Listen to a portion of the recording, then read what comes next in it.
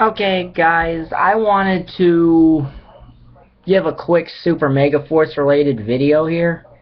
Because a lot of people know certain clips and stuff of the finale to this episode, to the season Legendary Battle, have been posted here on YouTube. And that's all well and good. But why I'm doing this is I just want to say some stuff about what I saw in those previews. Okay? Are there problems with what they did in the preview? Yeah, there are.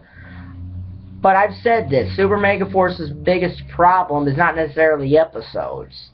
It's more of the fact that we did not get to see these returning Rangers in a tribute episode like I think a lot of people thought. And, you know, sure, the writing's bad. And writing can help a season, but you also have to understand the main reason Time Force is successful was because almost every actor there had previous acting credits too, so they understood acting. Saban's never used professionally trained actors in Power Rangers. Okay, they've never used professionally trained actors, so acting's never going to be good. Okay, and MMPR was always corny. Heck, every Power Ranger season has, no matter what it is, every Power Ranger season has some episodes that would be considered pure comic relief or just bad. Traditionally, they're the episodes that don't follow the overlying story or, the overlying plot of the season. Okay? Take Movie Madness in Time Force. That's a two-part episode that really doesn't make any sense in Time Force. Okay, it doesn't make any sense in Time Force, and it's meant to be a comic relief episode in probably the single best season of Power Rangers ever out of the 11 I've seen, because I do have Dino Thunder still.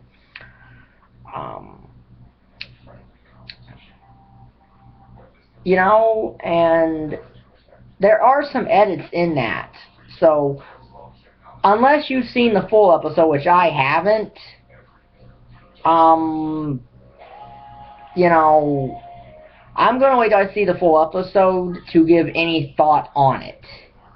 Because unless you've seen the full episode, then you're more entitled to give opinions on it. Okay? But let's not hold it against Dino Charge for this problem. Okay, we need to judge Dino Charge by itself when Dino Charge shows up in February. Okay? We don't need to automatically say that Dino Charge is going to be crap because of what's been going on with Super Megaforce. Which is still better than Megaforce was. It's still better. Sure, it's not an epic acting thing, but it's never going to be that way.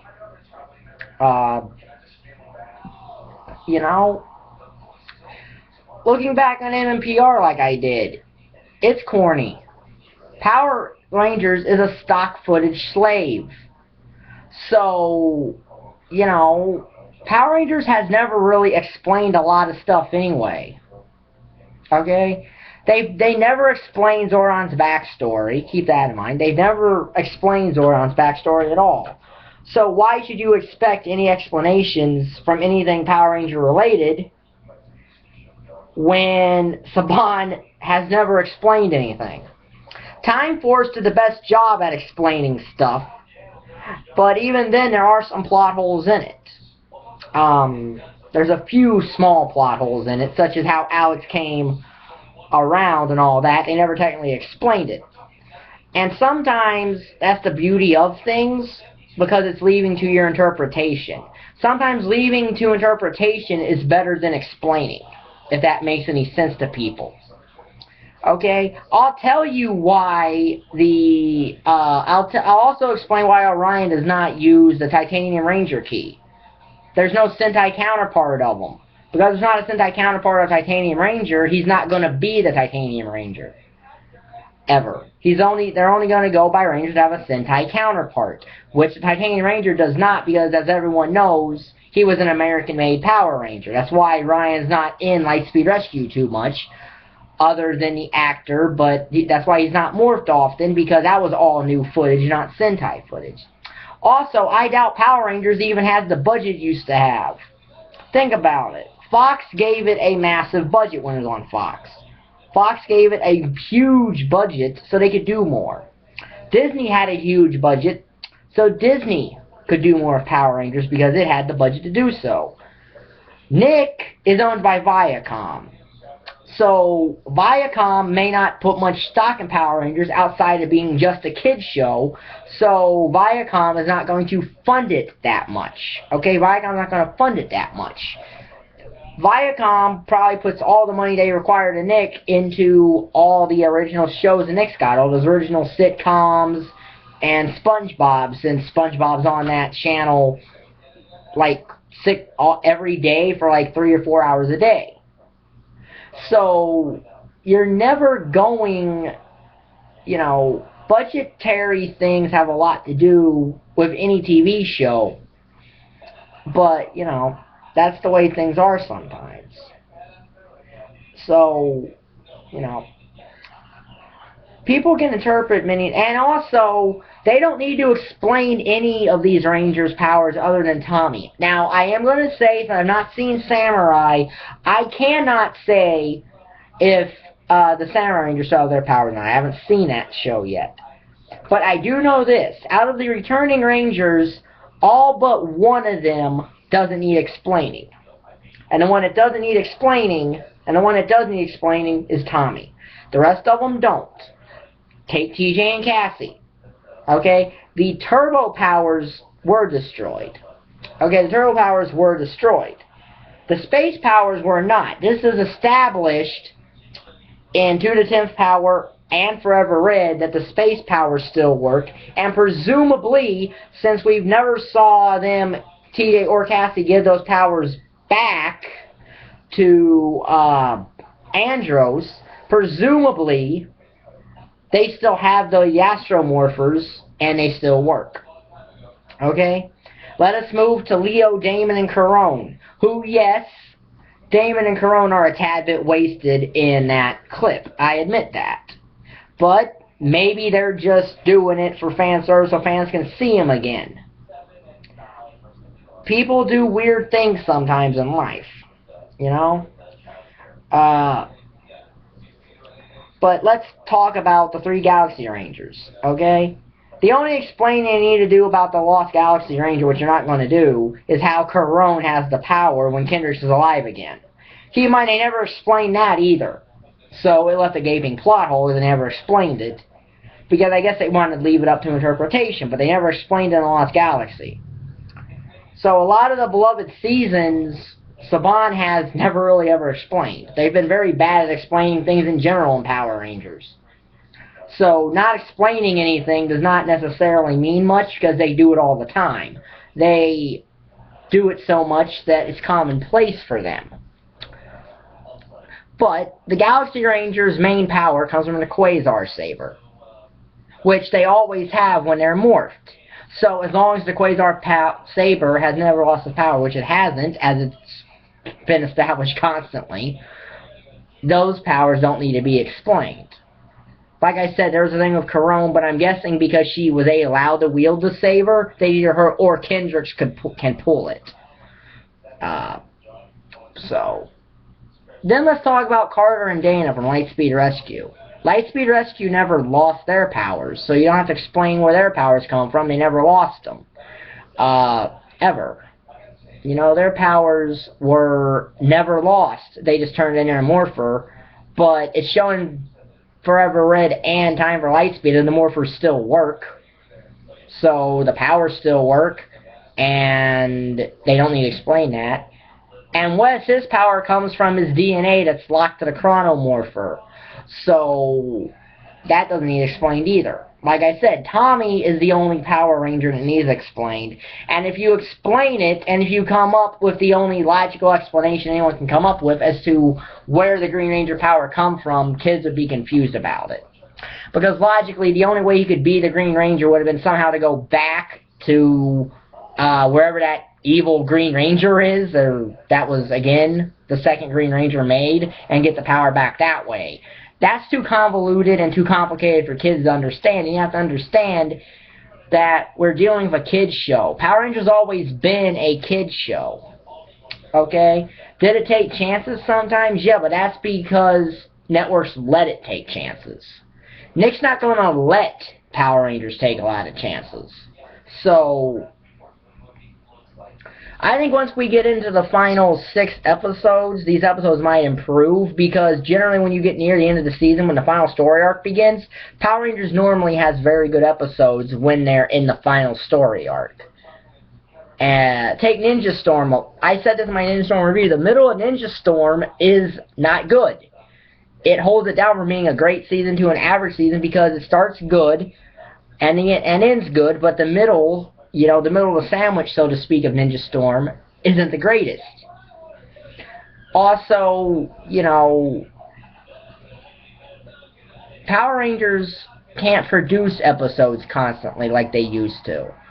So because they have to take a break that doesn't really need it, I think that hurts production.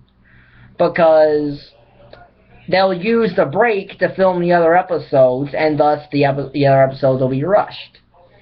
What they need to do with Dino Charge is have everything with Dino Charge already filmed. They don't need to film anything Super Dino Charge related during Dino Charge. They need to film all of Dino Charge and Super Dino Charge all at one time, and they can take their time with it.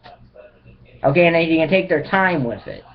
Because as long as you got all of Dino Charge completed and ready to air, you can still take the time that the rest of it is and perfect Super Dino Supercharge. Plus, not to mention, we know that Judd Lynn's coming back for Dino Charge, and some of the great Power Ranger seasons have been produced by him. He knows how to produce this show. So, remember this. Okay, remember this. Turbo nearly killed Power Rangers, and Space saved it. So, it's been proven that you can have a couple bad seasons, and still you can get a good season out of it. And I know in Dino Charge, sometime, whether it be Dino Charge or Dino Supercharge, you're going to get a 3-team team-up, which has never been done before in Power Rangers. You never had a 3-team team-up in Power Rangers. We get it in Dino Charge and Dino Supercharge, or whichever part of the series is going to happen in, because you get the Dino Charge Rangers teaming up with the Dino Thunder Rangers and the MMPR Rangers. Now, whether the whole cast are back or not, I don't know. Because the best way to do that would be to have the entire Dino Thunder cast, which would be all 5 of them, and the original NPR cast that you can have. I know that Austin St. John has expressed interest in being on Dino Supercharge, but he never said how. And I don't think a team-up would be he'd come back for it again. I think he said it would have to be a full season thing for him to do it. So, in a case like the MMPR part of the team-up, I think they would go with Rocky, Adam, Aisha, Kat, and probably show Billy D constantly morphed, because I don't know if he'll come back for it or not. And it was never an MMPR Blue Ranger other than Billy. So, So, if you have not seen any of this, okay, if you have not seen any of the episode, this finale, wait, okay? If you have, more power to you, and you're entitled to whatever opinion you may have of it. Me, though, I don't like to be spoiled. And I talked to my cousins about the Power Ranger Retrospective review I'm on and how they've seen the seasons that I haven't seen yet. And I specifically tell them no major plot spoilers. Okay? No major plot spoilers. You can give me small spoilers like certain things, but don't give me a plot spoiler because I want to be surprised about it. And I want to be surprised with that. And like I said, so, I don't think Super Megaforce has been as bad as Super Megaforce, okay? I don't think Super Megaforce has been as bad as Megaforce, excuse me. Sure, it's been bad, but I think Megaforce was a tad bit worse. Because remember, when Super Megaforce is ending, I don't think you'll get a Christmas episode. You might, but I doubt it.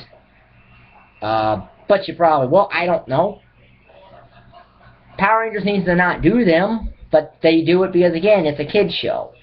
You can't look at Power Rangers anymore like it was when we were kids, because it's not meant for us anymore. Okay? It was always meant as a kid's show. Even when Saban originally had it, it was meant to be a kid's show. And that's what you got to look at. So that's really all I got to say on certain things, is at least wait till Dino Charge debuts to pass any kind of judgment on it based on Super Megaforce. So, if you like the video, hit the like button down there. If you want to subscribe, hit the subscribe down there. And really, if you want to leave a comment down there, because I would love to hear what you thought of this vid. And again, everyone's entitled to their own opinion, so whatever you leave, I'm not going to get mad at, unless you're like really, really angry or something like that. So thanks for watching. Bye.